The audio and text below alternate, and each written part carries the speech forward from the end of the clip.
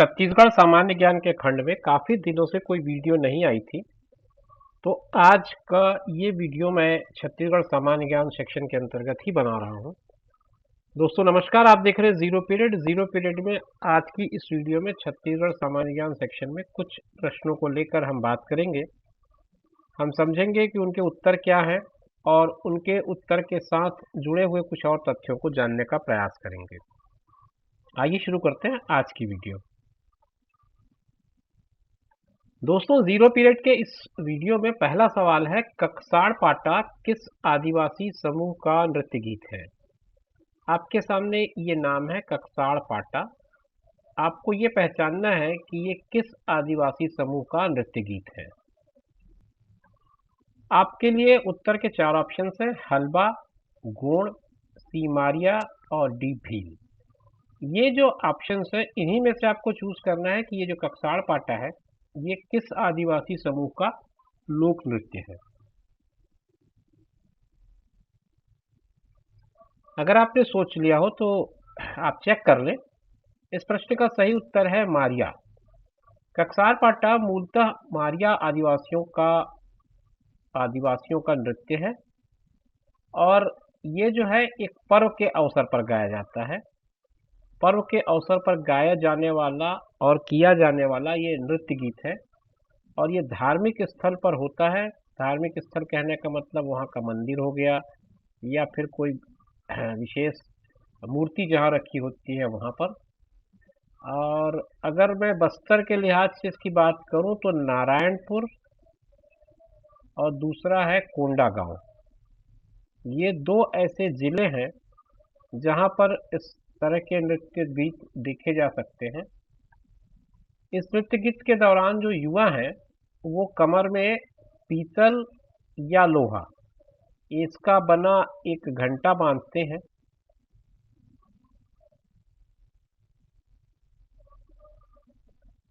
और इसको उन्होंने नाम दिया है हिरनाग। ये कमरबंद में बांधते हैं, पीतल या लोहे का घंटा होता है और इसका नाम वहाँ कहा जाता है हिरनाग। और सिर पे ये लोग पगड़ी पहनते हैं, पगड़ी में कलगी लगी होती है और उसी के साथ साथ कौड़ियाँ जो आप सुने होंगे, कौड़ी का श्रृंगार किया जाता है इसमें पूरा। और जो युवतियाँ होती हैं वो छोटे आकार के मंजीरे रखती हैं, उसे बजाती हैं। चिटकुल बजाते हैं, मंजीरा भी चिटकुल भी एक तरह से मंजीरा जैसा ही होता है और वो भी नृत्य करती हैं। तो कुल मिला के ये नृत्य गीत जो है वो मारिया जनजाति का नृत्य गीत है और इसको आप अगर छत्तीसगढ़ में बस्तर के रेफरेंस में देखें तो नारायणपुर और कोंडागांव में इसकी उपलब्धता आप समझ सकते हैं या देख सकते हैं इस तरह के नृत्य गीतों को। अगला जो प्रश्न है वो पूछता है, करसना पाटा संबंध इनमें से किससे है। करसना पाटा ये शब्द है, इसका संबंध आप किन से पाते हैं, घोटुल से, बैगा से, राउत से या मुरिया से। आप बताइए इनमें से कौन सा उत्तर इसका सही है। आपको पहचानना है सही उत्तर। तो अगर आप सही उत्तर की पहचान करेंगे तो केवल पहला उत्तर ही सही रहेगा, बाकी सारे उत्तर इसके गलत हैं। तो घोटुल से यह संबंधित है। करसना पाटा दरअसल घोटुल का अनियमित मनोरंजक गीत है। अनियमित या यूं कहूं कि अनियमित मनोरंजन प्रधान गीत है, इसीलिए यह ज़्यादा चर्चे में नहीं रहता और इसे कहीं कहीं बच्चों का नृत्य भी कहा जाता है, बच्चों का नृत्य गीत भी कहा जाता है। तो करसना पाटा जो है वो घोटुल में पाया जाता है और इसमें क्या है, बच्चे एक दूसरे को चिढ़ाते हैं, मतलब चिढ़ाया जाता है और इसको एक तरह से चिढ़ाने के साथ साथ इसमें कुछ व्यावहारिक शिक्षा भी दी जाती है।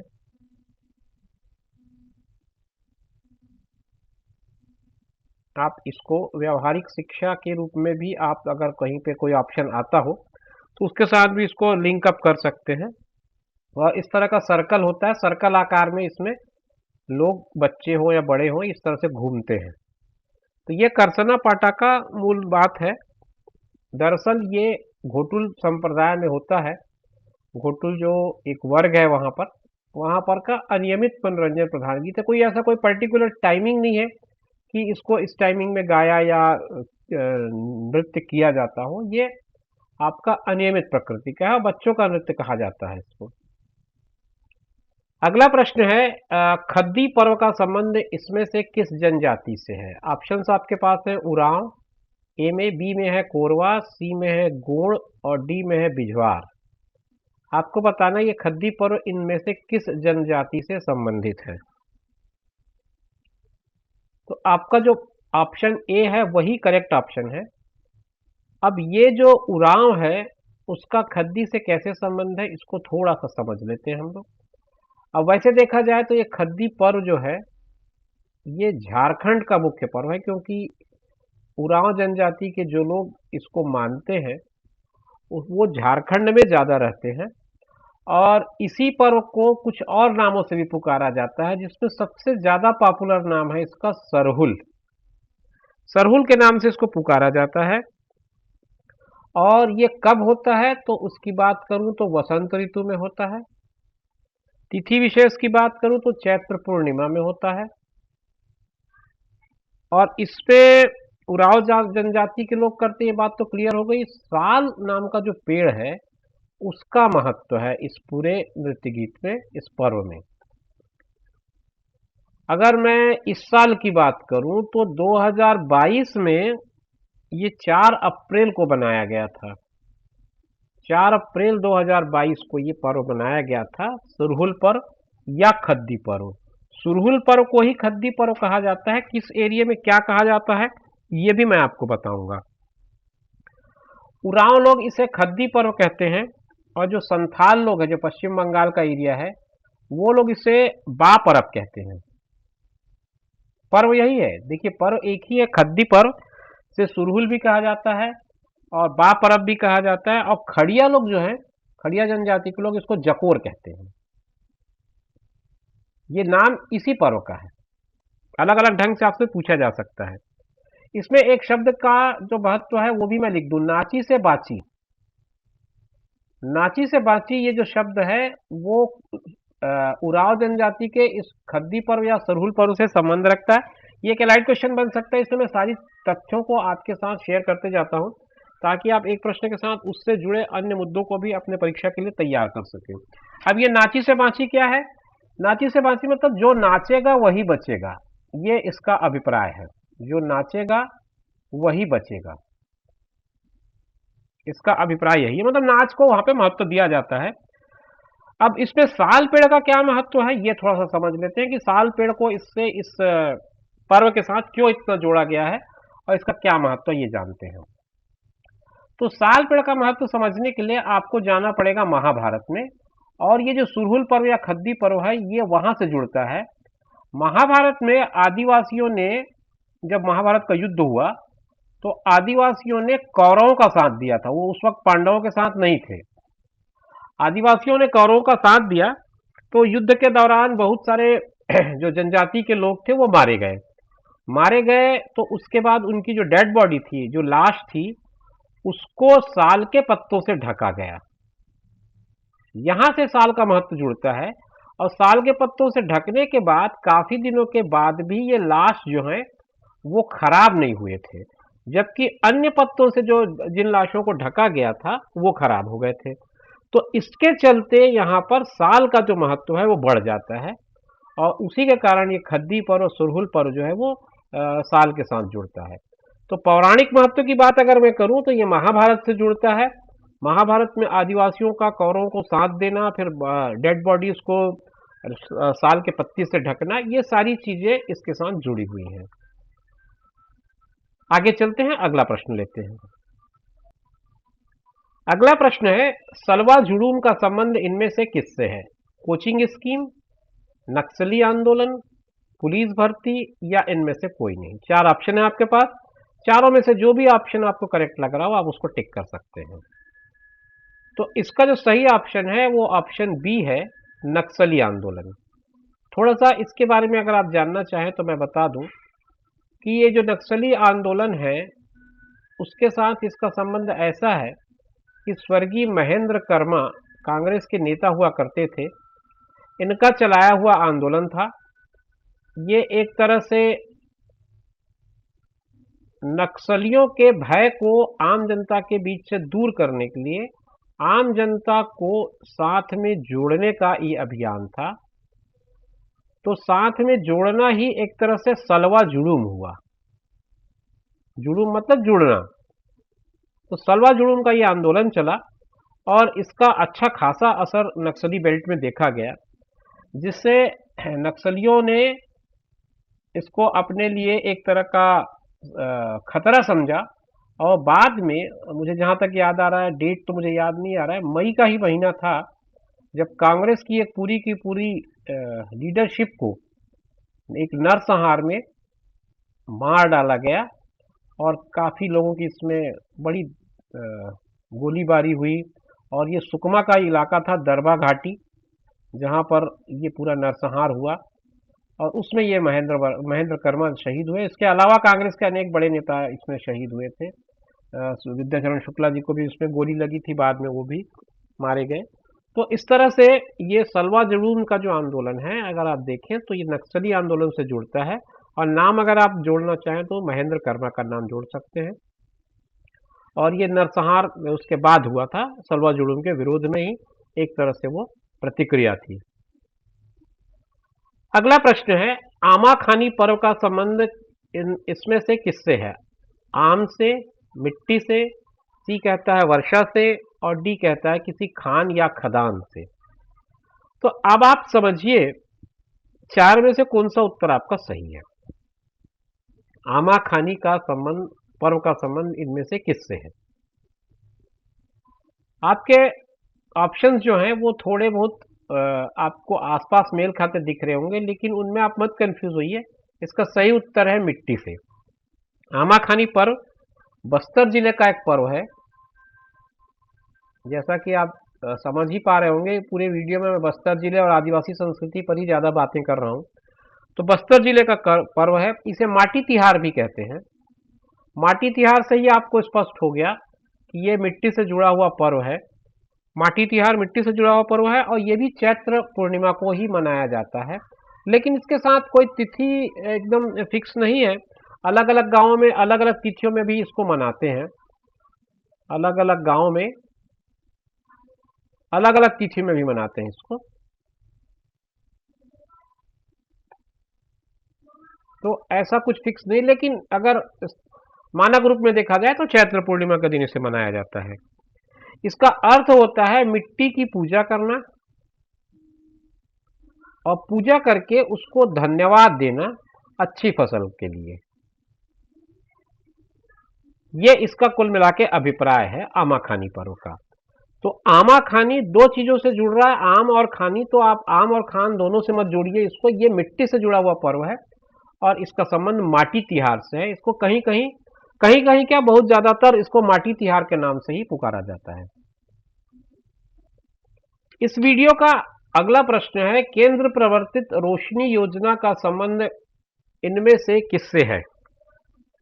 एक योजना है रोशनी और प्रश्न में स्पष्ट है कि ये केंद्र प्रवर्तित योजना है।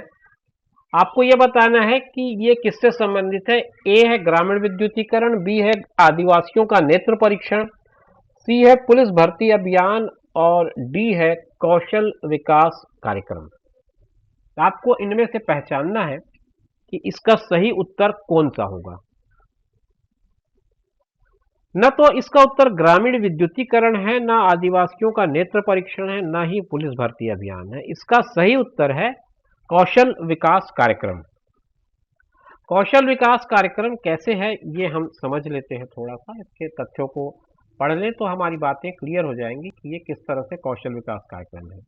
एक तो मैं बता दूं, इसकी शुरुआत हुई थी 7 जून 2013 को। 7 जून 2013 को ये केंद्र प्रवर्तित योजना चालू की गई थी, जिसमें 75% जो है वो सेंट्रल का था और 25% जो है वो स्टेट का है। इस तरह से ये दो पार्ट में इसका इम्प्लीमेंट होना था।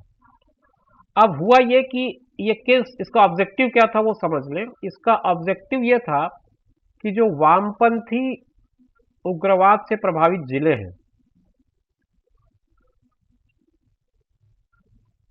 उनमें से 24 जिले चिन्हांकित किए गए थे।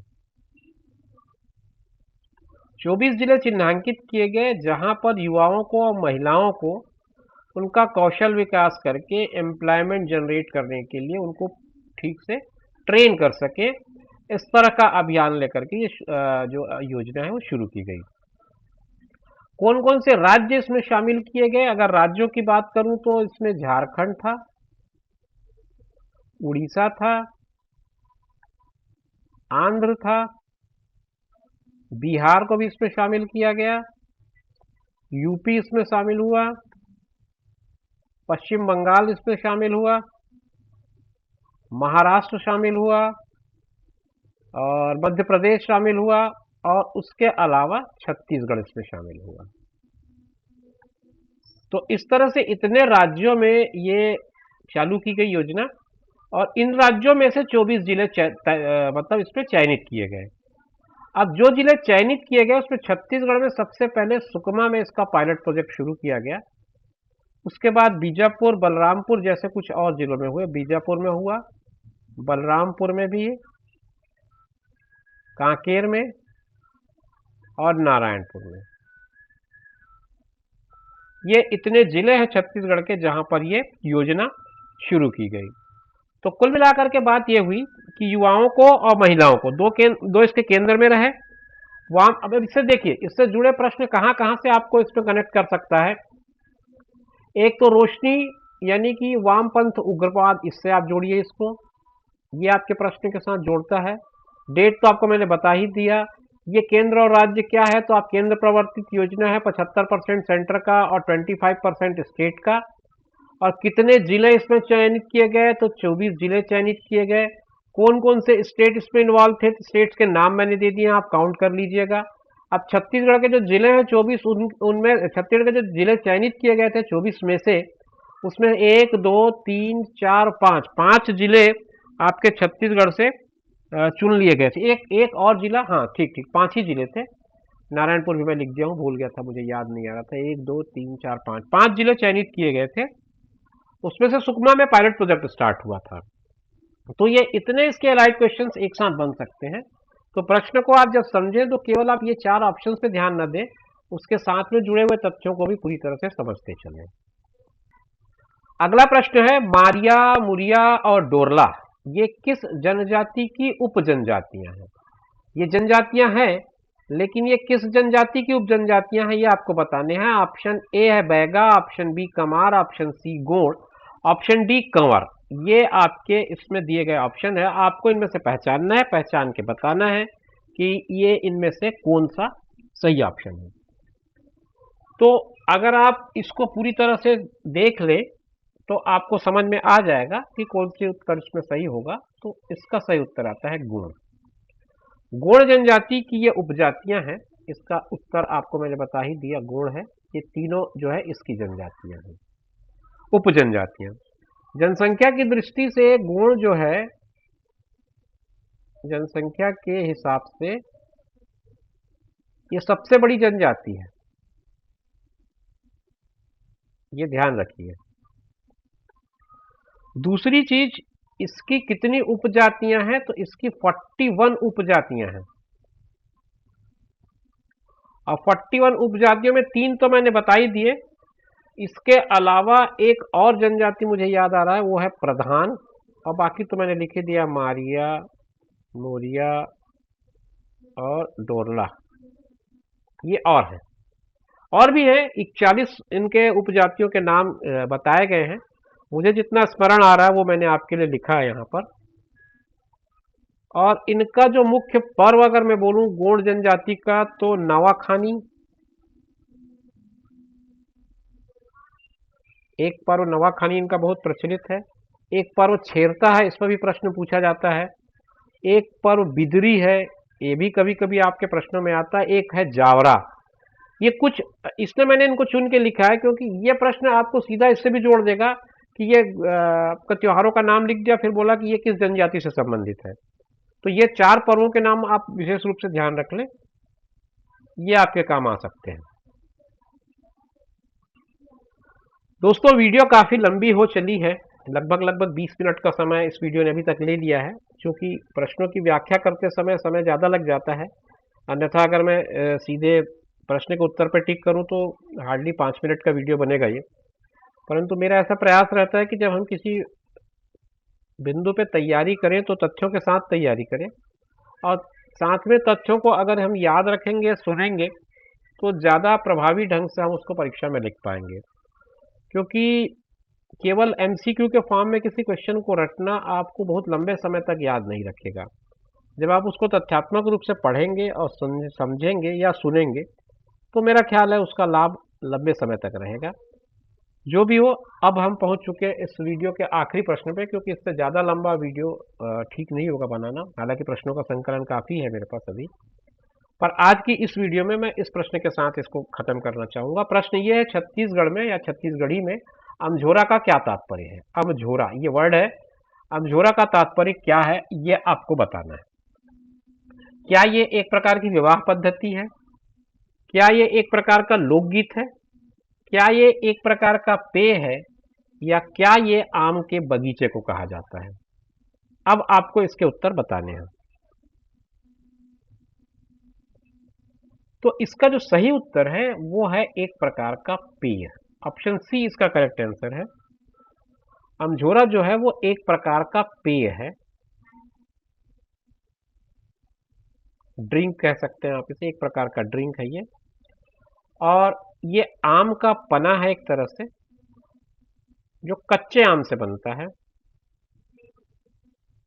लू या गर्मी में ये राहत देता है, आपके लिए बड़े फायदेमंद चीज है। और विटामिन सी इसमें प्रचुर मात्रा में रहता है। तो 3-4 चीजें हैं जो इसके लिए जान लेना चाहिए आपको। विटामिन सी, और ये आम का बनता है, कच्चे आम का बनता है, लू और गर्मी से बड़ी राहत देता है। तो दोस्तों ये थी वीडियो आज छत्तीसगढ़ पर आधारित। काफ़ी दिनों के बाद मैंने छत्तीसगढ़ जीके पे कोई वीडियो बनाया है। उम्मीद करता हूँ ये वीडियो आपको पसंद आएगा, और आपके व्यूज़ और बाकी कमेंट्स के बेसिस पे कोशिश करूँगा कि आगे इस क्रम को और बढ़ाऊँ, क्योंकि काफ़ी दिनों से मैं इस पे काम नहीं कर पा रहा था और लगातार एम्प्लॉयमेंट नोटिफिकेशन ही मैं दे रहा था। तो कोशिश करेंगे आगे और छत्तीसगढ़ पर कुछ वीडियो आपके लिए हम लेकर आएँ। मिलेंगे नए वीडियो में नई जानकारी, नई सूचना और नए किसी पाठ्यक्रम के साथ। तब तक इंतज़ार करिए। अपना ख्याल रखिए और उनका ख्याल रखिए जो आपका ख्याल रखते हैं। धन्यवाद।